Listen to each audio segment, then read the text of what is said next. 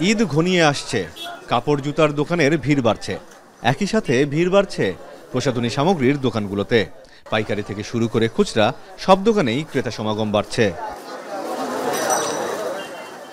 নীলফামারীর সৈয়দপুরের প্রসাধনীর বাজার পুরো বিভাগ জুড়ে ছড়িয়ে আছে।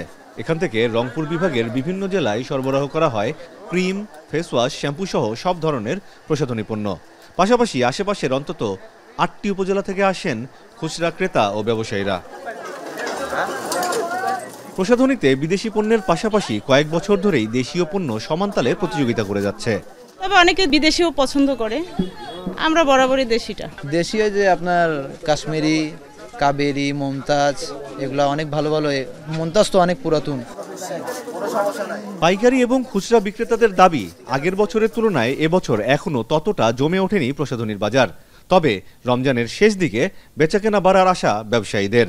আমাদের এখানকার পাইকারি বাজারটা তো বেশ বড় বাজার, এবং আমাদের এখান থেকে ধরো টোটাল উত্তরাঞ্চল, তোমার এপাশে দিনাজপুর, রংপুর, নীলফামারী, কিশোরগঞ্জ, পার্বতীপুর, টোটাল এলাকাটা আমাদের এখানটা কাভার করে।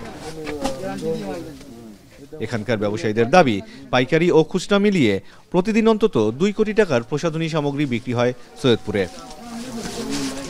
আমিরুল বাপ্পি, এখন সৈয়দপুর।